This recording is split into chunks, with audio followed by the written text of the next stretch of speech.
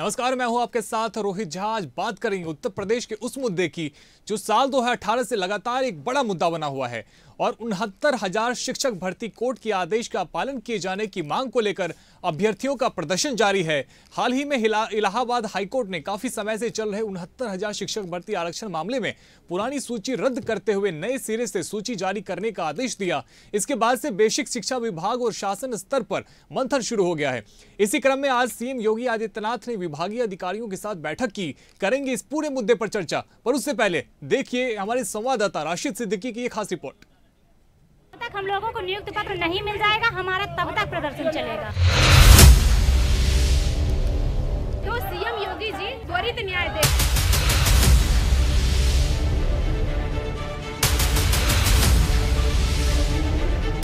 69,000 शिक्षक भर्ती में शामिल आरक्षित वर्ग के अभ्यर्थी एक बार फिर से धरना प्रदर्शन शुरू कर चुके हैं। तस्वीरें साफ तौर पर ये कह रही हैं कि अभ्यर्थी हाईकोर्ट लखनऊ की डबल बेंच से दिए गए फैसले का पालन किए जाने मांग करते हुए बेसिक शिक्षा निदेशालय के सामने धरने पर बैठे हुए हैं। अभ्यर्थियों का कहना है कि हाईकोर्ट का जो फैसला आया है, सरकार उसे जल्द से जल्द लागू करे और आरक्षित वर्ग के अभ्यर्थियों को न्याय दे, उनकी नियुक्ति का मार्ग प्रशस्त करे।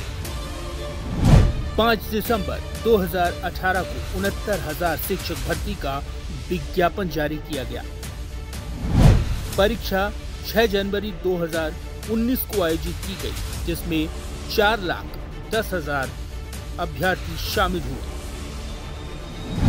12 मई 2020 को परिणाम घोषित 1,46,060 अभ्यर्थी चयनित हुए। अनारक्षित श्रेणी का कट ऑफ 67.11%, पिछड़ा वर्ग श्रेणी का कट ऑफ 66.73% रहा। 2019 राज्य सरकार के भर्ती प्रक्रिया में किए गए बदलाव के आदेश को हाईकोर्ट में चुनौती दी। 29 मार्च 2019 को कोर्ट ने राज्य सरकार के बदलाव के आदेश को निरस्त किया। 18 नवंबर 2020 को मामला सुप्रीम कोर्ट पहुंचा। सुप्रीम कोर्ट ने हाई कोर्ट के 6 मई 2020 के आदेश को सही माना। इलाहाबाद हाई कोर्ट का आदेश आने के बाद बेसिक शिक्षा विभाग ने तेजी से इस पर मंथन शुरू कर दिया। प्रथम दृष्टया में ये माना जा रहा है कि अगर विभाग दोबारा सूची बनाता है तो 5,000 से 6,000 नौकरी कर रहे युवा इससे प्रभावित होंगे। शिक्षक भर्ती के मामले को लेकर जिस तरह से जो है हाईकोर्ट का फैसला आया, उसके बाद से जिस तरह से आज आंदोलन फिर से चालू हुआ और इस समय हम तस्वीर आपको दिखा सकते हैं। भारी मात्रा में यहाँ पर छात्र यहाँ मौजूद हैं और लगातार अपनी मांगों को लेकर प्रदर्शन कर रहे हैं कि मुख्यमंत्री आदेशों का पालन करें, क्योंकि जिस तरह से मुख्यमंत्री योगी आदित्यनाथ ने पालन करने का आदेश दिया था। हमारे साथ बहुत से अभ्यर्थी बैठे, हम बात करेंगे क्या है, किस तरह का प्रदर्शन आप लोगों का? जी, हमारी नियुक्ति को लेके, हमारे मान सम्मान को लेके यह प्रदर्शन हो रहा है।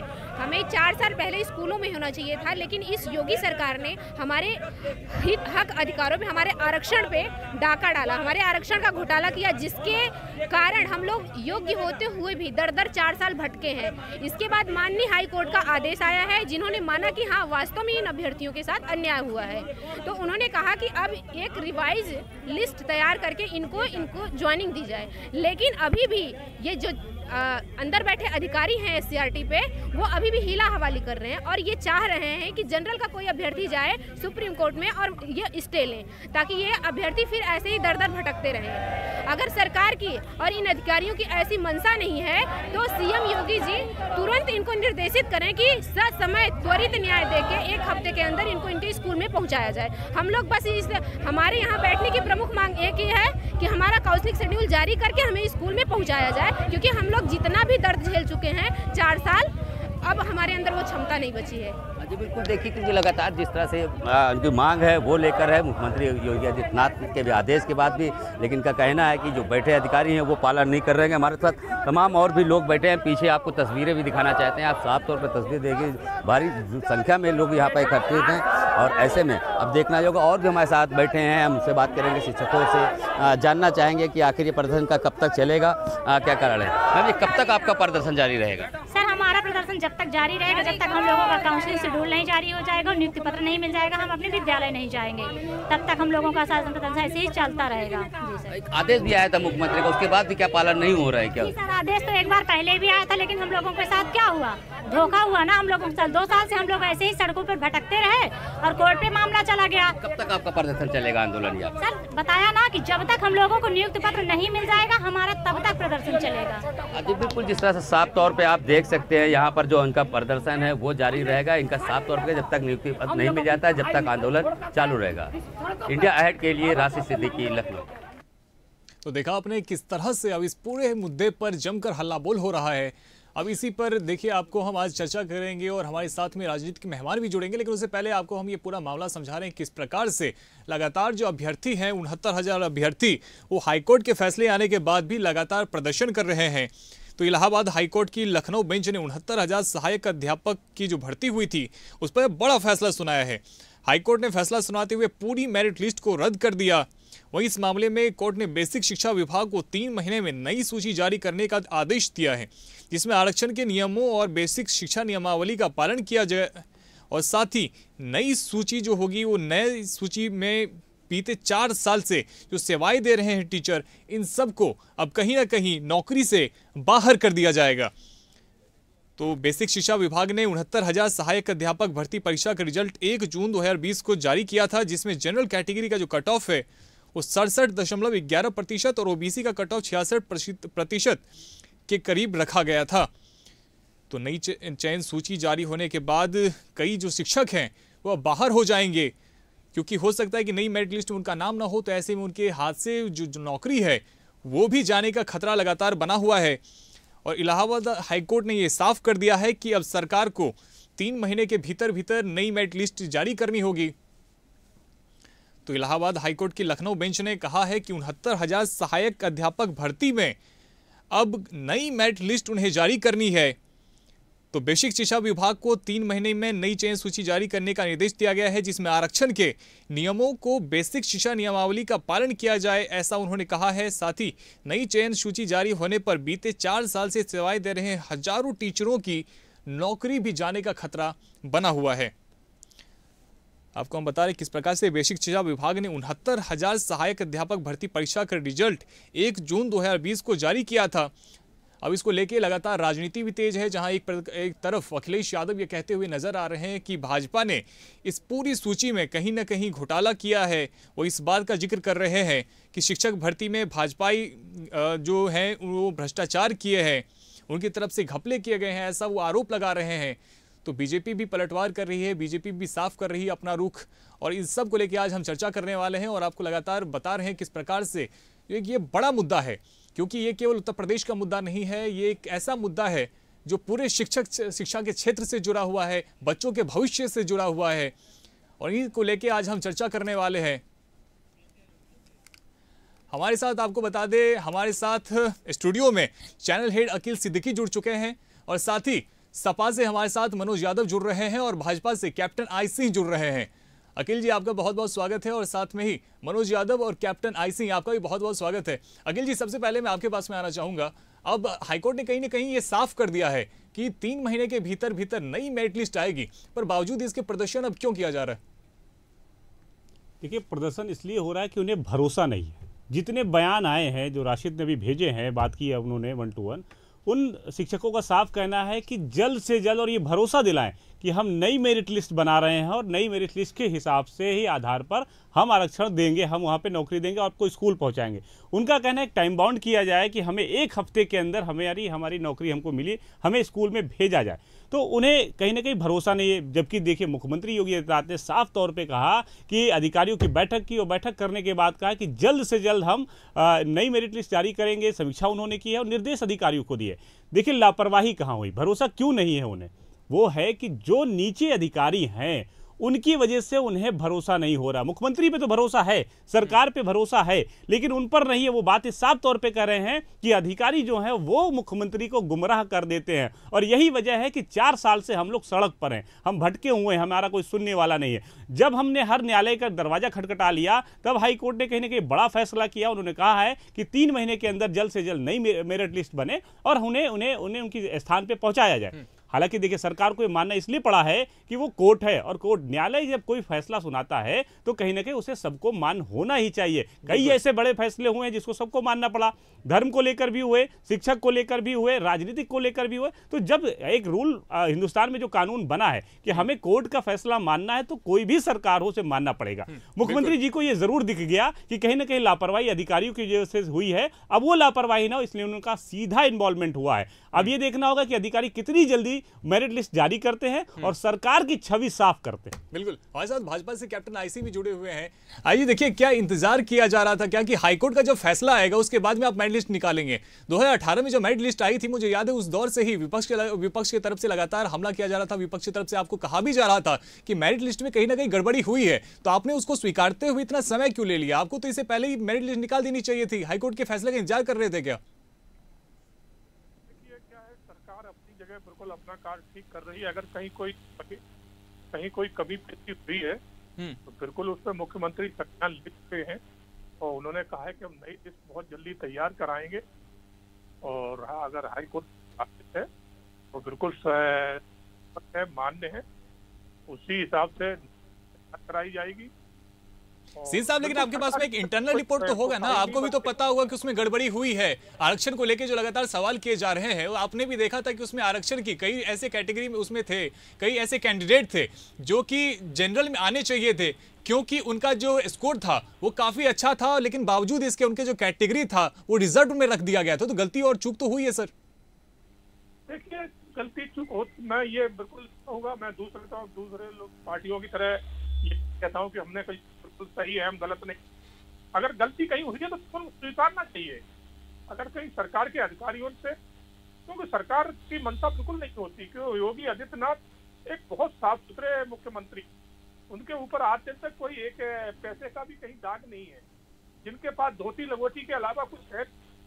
तो यहाँ तक कि अपने उनके परिवार को देखिए आप, उनकी रियल बहन है, वो आज भी मंदिर का प्रसाद बेच के अपना गुजारा कर रही है। रिश्तेदारों को लेके उन्होंने नेता नहीं बनाया है। तो इन चीजों का ध्यान रखना पड़ेगा कि योगी आदित्यनाथ जैसा मुख्यमंत्री हिंदुस्तान में और कोई हो नहीं सकता, जितनी साफ सुथरी छवि है। अगर किसी अधिकारी ने कोई गलती की है तो उस अधिकारी के ऊपर भी संज्ञान लिया जाएगा, और जो मेरिट लिस्ट है बिल्कुल उसको तैयार कराई जाएगी जल्दी, और जितने अभ्यर्थी है इनको पूर्ण रूप से न्याय मिलेगा, कहीं कोई कोताही। मनोज जी, जो ये आपको भरोसा दिला रहे हैं, ये कह रहे हैं कि मुख्यमंत्री योगी आदित्यनाथ की छवि जो है एकदम साफ है, तो इस वजह से इसमें किसी भी प्रकार के वो जो घोटाले जो आपकी तरफ से आरोप लगाए जा रहे हैं, जो अखिलेश यादव लगातार कह रहे हैं, वो इसे बचते हुए नजर आ रहे हैं और उन्होंने अपनी गलती भी स्वीकारी है। तो क्या सपा जो है वो जो सरकार का रवैया है या जो उनकी तरफ से लगातार कहा जा रहा है कि 3 महीने के भीतर भीतर मेरिट लिस्ट लाया जाएगा, तो क्या उससे संतुष्ट है? देखिए एक उदाहरण मैं दूंगा हरियाणा का, और मेरे ख्याल से बीजेपी के नेता इस बात को बेहतर समझते हैं और आपके जो चैनल हेड हैं वो भी समझते हैं। ओम प्रकाश चौटाला जी जब मुख्यमंत्री थे तब भी उनके मुख्यमंत्री काल में कुछ इसी तरह की ही गड़बड़ियां पाई गई, तो ओम प्रकाश चौटाला जी मात्र 3600 पदों की बात है, 3600 पदों, और आपको पता है उनको 10 साल की सजा हुई। इतनी मासूमियत के साथ आपके चैनल हेड साहब ने कह दिया, और ये जो बीजेपी के नेता उन्होंने कह दिया, अरे कितने मासूम है योगी आदित्यनाथ, इतनी मासूमियत। अरे इस मासूमियत से बचोगे नहीं, जाना तो जेल ही पड़ेगा, ये तय है। वो मंत्री भी जेल जाएगा जिस शिक्षा मंत्री के नेतृत्व में ये भर्ती हुई थी, और मुख्यमंत्री भी जेल जाएंगे। और ये जो बता रहे ना उनके लंगोटी धोती हो, उनकी कमीज के अलावा उनके पास कुछ नहीं है, हो या ना हो, ये किसी की ईमानदारी का सबूत नहीं है। आपने हो सकता है आर्थिक लेन देन ना किया हो, लेकिन दूसरे की हकमारी हो, ये भी तो अपराध है। जिनको नौकरी मिलनी चाहिए उनकी जगह दूसरे को मिल गई, कैसे मिल गई? क्या उसको समाज सुधार देखा जाएगा क्या? ये गोल गोल बातें घुमाने से कुछ नहीं होगा।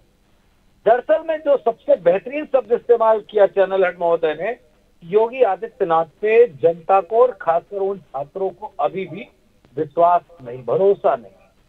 तो ये सरकार को तय करना है कि कैसे भरोसा होगा, और ये मुख से कहने से नहीं होगा, ये प्रक्रिया तेज करने से होगा।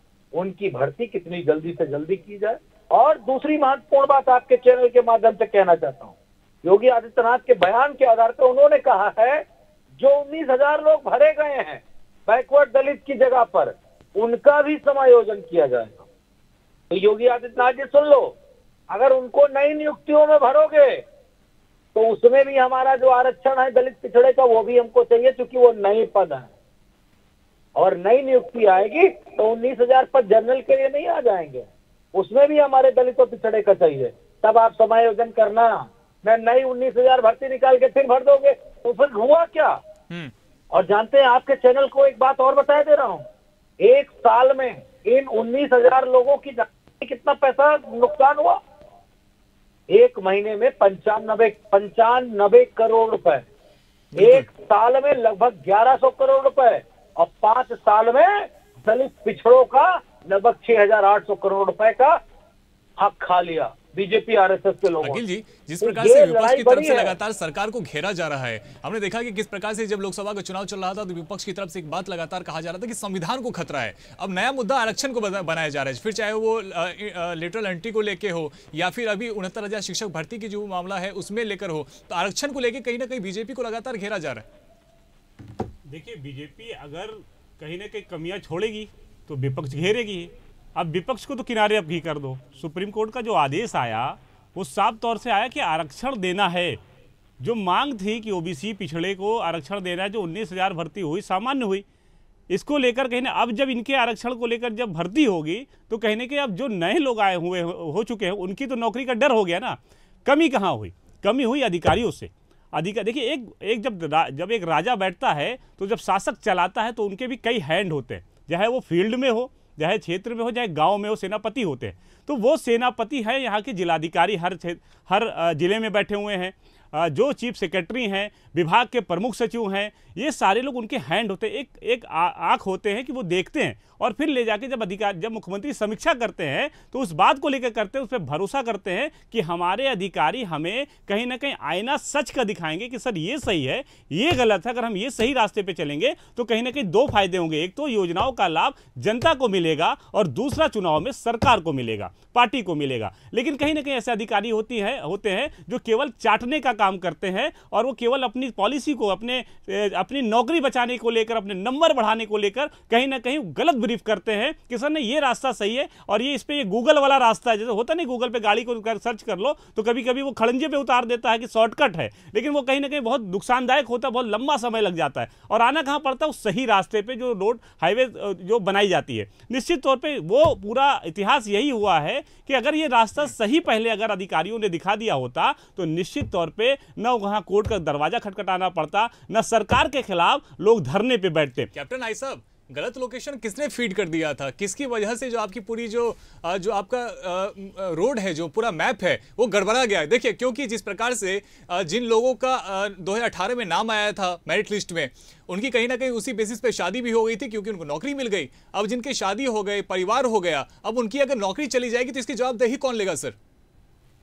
देखिए, मैं आपको बड़े से पूछना चाहूंगा, जब अखिलेश यादव जी की सरकार थी तो आपने देखा था कि पुलिस की भर्तियां किस तरह से हुई थी, जिसमें कहीं किसी का नाम ही नहीं होता था और ज्यादा से ज्यादा सिर्फ उसमें आदमी होते थे।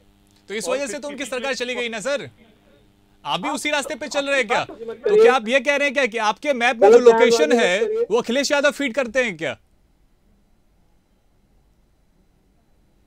तो किस तरह से जो है ना यादव पुलिस में भर्ती हो रहे थे। और इसी तरह से आपने और एक चीज देखी होगी कि जो एक मामूली टीचर के योग्य नहीं थे उनको हेड टीचर बनाया गया था। ये मीडिया ने जब एक बार रैकी किया था तो ऐसे टीचर निकले थे अखिलेश यादव की भर्ती में कि जिनको यही पता नहीं था कि देश का प्रधानमंत्री कौन है, देश का मुख्यमंत्री कौन है, उत्तर प्रदेश का मुख्यमंत्री कौन है। जो उनसे पूछे वो बगले झांक रहे थे। तो इनके टाइम ऐसी भर्तियां हुआ करती थी, खुलेआम वो क्या लिया जाता था, क्या दिया जाता था, मैं उसमें नहीं जाना चाहूंगा, मगर इतना बताना चाहूंगा कि जिस तरह से इनके साथ भ्रष्टाचार व्याप्त था, ये भारतीय जनता पार्टी की योगी की सरकार में इस तरह का भ्रष्टाचार नहीं होता है। जिस तरह से इनके शासनकाल में आपने देखा होगा कि थानों को कौन चलाता था, थानों को क्षेत्रीय जितने बदमाश थे, गुंडे थे, वो जाके बैठ के चलाते थे। और थानों में एक ही जाति की नियुक्ति होती थी। अगर थाना हेड है तो यादव ही होगा, कोई भी थाना हो पूरे उत्तर प्रदेश का। उस टाइम मैंने भी बहुत से थाने जा जाके देखे थे, जब पता करें कि थाना। तब कैप्टन जी उस समय कम से कम कार्यकर्ताओं का काम तो होता था, थानों पे ही काम हो जाता था। तो कार्यकर्ताओं का भी काम नहीं होता है, जिसको लेकर बैठक में विरोध होता है। आप सुने मेरी, आज जो भी शासन चल रहा है पारदर्शिता में चल रहा है, कहीं कोई नहीं है। अगर कहीं कोई कुछ गलत करता भी है तो योगी जी एक्शन लेने में पीछे नहीं रहते। ये आप देख रहे हो कि उनका तुरंत बिल्डोजर चल जाता है, कोई भी बना रहे, चाहे फिर वो अपना हो या पराया हो, बख्शा नहीं जाता है। इनके कार्यकाल में कभी IAS IPS आपने देखे थे कि जेल में गए? कि जब आपकी सरकार थी तो आप केवल सरनेम देखते थे और सरनेम देखकर ही आप नौकरी देते थे। बड़ा आरोप लगा रहे हैं आपके ऊपर में। बिल्कुल यही होता था। दुर्भाग्य है कि बीजेपी के प्रवक्ता बीजेपी को बड़ी बेसब्री के साथ डिफेंड कर रहे हैं। ये दुर्भाग्य है, और ये इसलिए मैं कह रहा हूँ क्योंकि ये पिछली सरकार भी आपकी की। आप आज हमारी 10वां साल होने वाला, 8वां साल होने वाला रहा आपकी सरकार का। आप आज बताओ कि कैसे 5 साल पहले लूट हुई है, और हमारी सरकार में अगर कुछ गलत हुआ है तो उसकी जांच करने से किसने रोका आपको? हम रोक रहे हैं क्या? जो गलत यादव भर्ती हो गए उनको बाहर करो ना। जैसे ये 19,000 बाहर होंगे, वैसे अगर यादव ज्यादा हो गए या आरक्षण से ज्यादा रख लिए गए या वो नहीं पास करने लायक थे, ऐसे पास हो गए, जांच करके देखो उनकी कॉपी। ये बेशर्मी भरे बयान मत दीजिए, अच्छा नहीं लगता है। ये मेरे ख्याल से टीवी चैनल पे नहीं बोलना चाहिए, और आपकी कैपेसिटी ये नहीं है कि आप सरकार को बचाने के लिए इस तरह की बातें करो। आप अगर रियल में कोई तथ्य रखना चाहते हैं तो रखिए। योगी आदित्यनाथ ने रखा था सदन में कि 86 में 56 यादव हो गए, कहाँ हुए? कौन सी है भाई लिस्ट? दिखाओ ना। कैप्टन साहब जवाब दीजिए। कैप्टन साहब बताइए कि यदि किसी भी यादव की गलत नियुक्ति हुई है तो वो तो आपसे कह रहे हैं कि आप उन्हें नौकरी से हटा दीजिए। अब जवाब दीजिए, कितने यादवों का आपने हटाया जिनकी गलत नियुक्ति हुई थी, या फिर जिनके ऊपर भ्रष्टाचार का आपको शक है, कितनों को हटाया है? आपने देखा होगा जैसे ही हमारी पहले कार्यकाल में जब सरकार आई थी तो कितनी नियुक्तियां रद्द करी गई थी, उनके ऊपर केस अभी तक चल रहे हैं। तो ये सब इन्हीं के कर्म थे, इन्हीं के कर्म से इनके शासनकाल में क्या होता है। ऐसा कोई नौकरियां नहीं देंगे तो लोग सड़क पे आ रहे हैं, प्रदर्शन कर रहे हैं, कोर्ट में जा रहे हैं। वही काम आप कर लिए होते पहले, तो कौन कोर्ट में जाता, कौन सड़क पे आता आपके विरोध में? ये तो हालात देख लीजिए जो बांग्लादेश में हुआ आरक्षण को लेकर, जिस तरह लोग सड़कों पे उतरे हैं, जिस तरह श्रीलंका में हुआ, पाकिस्तान का मोबेस हो चुका है, हर तरफ चौतरफा हो गया है। क्या आप यही चाहते हैं कि कम से कम ये जो आरक्षण को लेकर लोग विरोध पे सड़क पर उतर आए? इनको खत्म करने की बात होनी चाहिए, रास्ता बनाना चाहिए कि बहस करनी चाहिए? बांग्लादेश में आरक्षण खत्म करने को लेकर बात हुई, वहाँ लोग आरक्षण मांग नहीं रहे थे, मगर यहाँ तो लेकिन आरक्षण का मुद्दा तो आपने देखा है ना, तो मुद्दा था महाराज, कितना संवेदनशील आरक्षण सर, बहुत संवेदनशील है, विशेषकर भारत में। आपने देखा है कि आरक्षण के नाम पे कितने दंगे हुए हैं, कितने प्रदर्शन हुए, आपने बखूबी देखा है सर। देखिए जी अखिल जी, मैं एक बात बहुत कहना चाहूंगा जुम्मेवारी है। आज हमारे भारत में आरक्षण कौन लोग ले रहे हैं? जिनके बाप दादा बेटा उनको जरूर। आज अखिलेश के बच्चों को क्या आरक्षण की जरूरत है? आप बताइए, क्या अखिलेश से आप बच्चों को आरक्षण की जरूरत है? मगर फिर भी चाहिए जाति के नाम पे। मनोज जी बताइए, अखिलेश जी को आरक्षण की जरूरत है अखिलेश के बच्चों की? बताइए मनोज जी। बता रहा हूँ कि उनके बच्चे समाजवादी पार्टी के जितने भी बड़े नेताओं कौन सा आरक्षण का लाभ ले रहे हैं, हमको बताओ। कौन से एडमिशन में आरक्षण कर लिया, कौन सी नौकरी में आरक्षण कर लिया? चुनाव होता है तो कौन सी आरक्षित? नेताओं के साथ भी तो यही समस्या है ना, भारत में पढ़ाते कहाँ है कि उनको नौकरी में या फिर उनको पढ़ाई में उनको आरक्षण मिलेगा? बड़े नेता कहाँ पढ़ाते हैं सर? कौन से सरकारी स्कूल या कॉलेज में जाते हैं बड़े नेताओं के बच्चे? लेकिन वो एक उदाहरण दे रहे हैं, वो उनका नौकरी में है ही नहीं है। मनोज जी वो एक उदाहरण दे रहे हैं, वो कह रहे हैं कि वो लोग जो कि एक अच्छे मुकाम पे पहुंच चुके हैं, क्या उनके परिवार में आगे आरक्षण जो श्रेणी है वो रखना चाहिए, या फिर ऐसे लोगों को, ऐसे दबकों को आरक्षण देना चाहिए जो कि अभी भी समाज में कहीं ना कहीं पीछे छूट गए? ये सवाल कर रहे हैं आपसे। अरे एंकर महोदय, अरे प्रवक्ता महोदय बोलिए। क्रीमी लेयर बन चुका है। हाँ, क्रीमी लेयर है उत्तर प्रदेश में। हाँ, ये इनसे बताओ ना। अब SC ST पे भी सुप्रीम कोर्ट ने कहा था, SC ST पे भी क्रीमी लेयर का आया था तो आपने उसका विरोध किया था। इनसे पूछो ना कि कौन ले लेगा जब क्रीमी लेयर है उत्तर प्रदेश में बैकवर्ड के लिए। जवाब दीजिए। कौन सा ज्ञान पसारने आते हो? कैप्टन साहब, नहीं है अकल तो ना बोलो। हाथ जोड़ो, माफी मांगो कि हम लुटेरे थे, हम पिछड़ों का आरक्षण लूट के सवर्णों को दे रहे थे, दलितों का आरक्षण लूट के सवर्णों को दे रहे थे। बताने में क्या दिक्कत है? बताओ ना। निधि कि इतने तक आरक्षण होना चाहिए, मगर ऐसे लोगों ने राजनीति कर करके आरक्षण को आज सत्ता, ऐसे लोगों ने राजनीति कर रखा है। वही लंगोटी धोती वालों ने लूट लिया बैकवर्ड का आरक्षण, वही धोती लंगोटी वाले ने। अरे ठाकुर सारे देना नहीं चाहते, पता नहीं है क्या आपको? जान लो इसको, प्रदेश की जनता को मालूम हो गया है और अब जेल जाने का समय आ गया है। जाएंगे जेल योगी आदित्यनाथ, द्विवेदी भी जेल जाएंगे। शिक्षा मंत्री अपने भाई को EWS कोटे में रखवाना था नौकरी में, और योगी आदित्यनाथ डमरू में जा रहे हैं। देना पड़ेगा, उसके भाई को बताना पड़ेगा। मनोज जी, कमी किसकी रही है? मनोज जी, इस मामले में आरक्षण को लेकर कमी किसकी रही है? किसके वजह से, किसकी कमी आपको बताएगा कि क्या है? थोड़ा इंतजार करो बस। गई जिस दिन सत्ता उस दिन सीधे जेल, मठ भी नहीं जा पाओगे, सीधे जेल जाना होगा। कि माननीय मुलायम सिंह, स्वर्गीय मुलायम सिंह जी जब जेल की रोटी खाओ, कैप्टन जी को भी सुन लीजिए। अरे जवाब ले लीजिए मनोज जी, जवाब ले लीजिए कैप्टन जी से। बोलिए बोलिए कैप्टन जी, बोलिए। विदेशों में होटल बन रहे हैं, मनोज जी सुन लेते हैं इनको, कैप्टन जी को सुन लेते हैं। 2-2 करोड़ की गाड़ियां रख रहे हैं, कहना चाहिए इन्हें। पेट में दर्द हो रहा है सर, हमारी पार्टी फंड के नाम है, पता नहीं क्या है वो, पार्टी फंड से खरीदा गया है, पार्टी के नाम प्रॉपर्टीज है। तुम्हारे पेट में क्या दर्द हो रहा है? हमारे 2 करोड़ 5 करोड़ की कैसे 2 करोड़ की गाड़ी से चल रहा है? तकलीफ है। ठीक है, समय की हमारे पास में कमी है। ठीक है, समय की कमी है, देखिए आपस में बहस मत कीजिए। ठीक है, समय की कमी है। कैप्टन साहब, क्या आपकी सरकार इस पूरे मामले का जांच करवा रही है? क्या दोषियों के ऊपर में, कैप्टन साहब, क्या दोषियों के ऊपर में कार्रवाई की जाएगी? क्योंकि सर ये मामला बहुत संगीन है। 69,000 शिक्षक भर्ती में इस प्रकार की गलती होना बहुत बड़ा सवाल खड़े करता है। तो क्या आपकी सरकार इसकी जांच करवा रही है, और जो भी इसमें जिम्मेदार होगा क्या उसके ऊपर कार्रवाई की जाएगी? निश्चित तौर पर जो भी वैधानिक कार्रवाई है वो बिल्कुल करी जाएगी, और जो भी नियुक्तियां हैं वैधानिक तरीके से ही लोगों को दी जाएंगी। ये योगी सरकार में गलती की गुंजाइश है ही नहीं। ये अखिलेश जी की सरकार नहीं है। क्या चाचा, ताऊ, मामा, फूफा चुनाव में 5 टिकट यादवों को दिए, 5 अपने परिवार को दिए।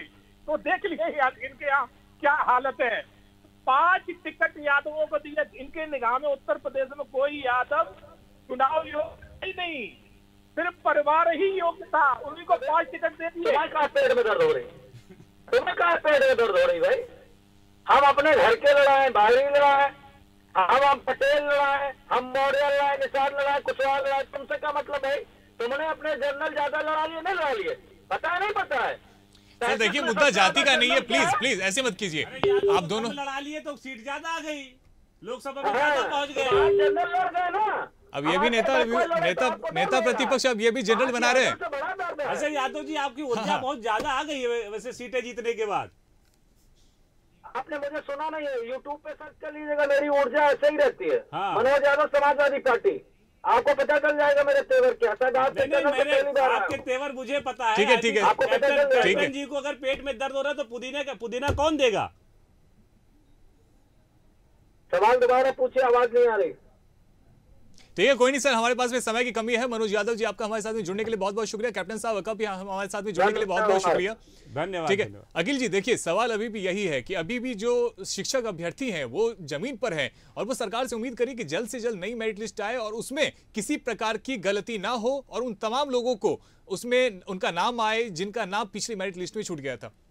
निश्चित तौर पे आना चाहिए। देखिए पिछड़े वर्ग जहाँ पे ओबीसी को लेकर जो आरक्षण को लेकर मांग हो रही थी, उनका देखिए शिक्षकों को साफ करना। सड़क पे वो महिलाएं हैं जिनके जो परिवार जो परिवार चला रही है वो महिलाओं को देखिए आप, सड़कों का दर्द है कि हम 4 साल से सड़कों पे रहे।